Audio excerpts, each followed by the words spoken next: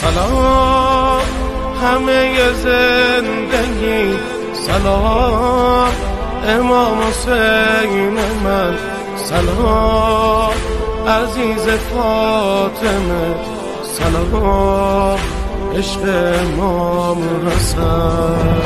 السلام علی الحسین، نوکرت رو بگیر تو بغل حسین. میدونم بدم ولی میدونی تو رو دوست دارم حداقل حسین. آقا هر کاری بگی میکنم، با خیال تو زندگی میکنم. واسه من همیشه بزرگی کن، گاهی وقتا که بچگی میکنم.